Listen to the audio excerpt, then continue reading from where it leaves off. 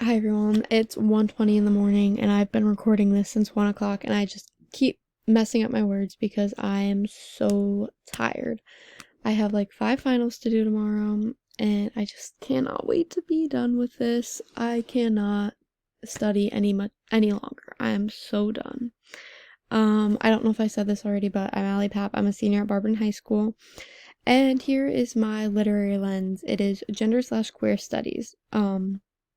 Before I get started, I'm going to talk more about this, so I'll just briefly address the fact that this is not strictly LGBTQ community and anything like that. You have to think outside of the box for this, and it's not just about your sexuality. It's much more than that and includes things like where what women do and what men do in society and where how do I want to word this? How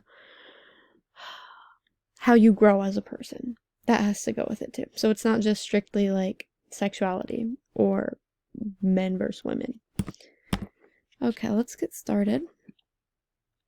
So, what I originally found out was the queer theory is the critiquing of the LGBTQ community and the themes related to them. Those themes related would be stuff like self-growth and self-exploration, not strictly, like I said, your sexuality. And I'm just emphasizing that because this literary lens is supposed to be looked at from different perspectives and not just a straight path, closed mind. Like I'm trying to open my mind to this and do what comes to my mind. So this is why I highlighted that, is because what I talk about is mostly about your identity, and that's what this queer theory also does. And like I said, it began in the 90s, so about 30 years now. Let's get started with the examples. So in Curious Incident, I noticed some queer studies, or what I found and thought most related to them. So when I was reading it, we all know that he struggled with autism. And I saw another post by Addie, and she was talking about this regarding his critical disability, and that was her topic. Well, I turned it into the queer studies, and he just is lost because it's just hard when you are struggling with that because he has no one to relate to, or not a lot of people. It's not the most common thing to deal with. So he was already struggling with that self-growth, self-exploration, trying to find who he is. I guess on this next bullet point, the murder of the dog is kind of irrelevant, but because of this scenario, he gains trust issues. Especially with his parents. His mom, she isn't actually dead, and his dad hid that from him. And that just causes such a traumatic response with him. He has to live with the battle, which leads to self-growth of, okay, I'm not my mom, I'm not my dad.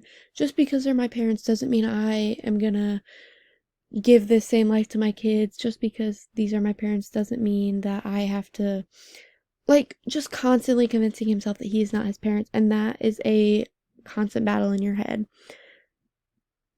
And he's able to explore himself and figure out who he is outside of his parents. I am not my parents.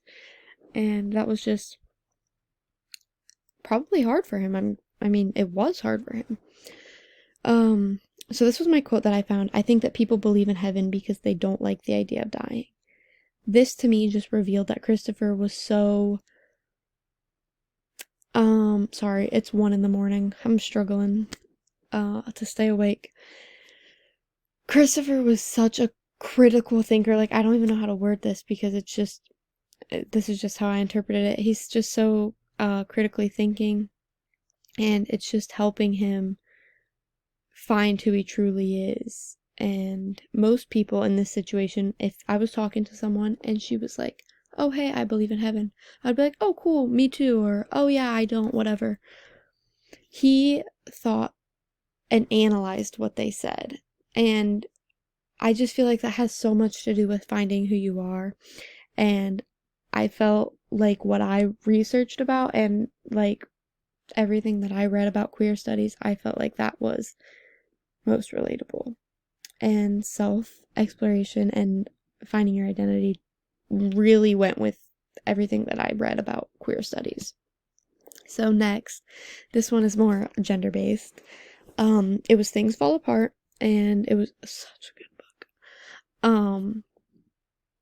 So he obviously follows this masculine storyline, and he's like, I'm a man, I have to be strong. But the truth is, he doesn't, and he's so scared, and he's like, I can't be weak. I'm a man, literally just following those gender roles that were given to him. And we learned about this earlier in, I think it was the Yellow Wallpaper. I want to say it was one of the short stories where we see that they follow traditional gender roles and just traditional, what is it called? Just normal traditions, and they just keep up with that. Sorry, I'm blanking. Um, so he's secretly worried about that, and he's like, I cannot, like, I have to stay inside of my gender role boundary. Like, I can't go out. I'm a man. And then we see he says he was a man of action, a man of war. Unlike his father, he could stand the lock. I keep saying lock every time I record this. He could stand the look of blood.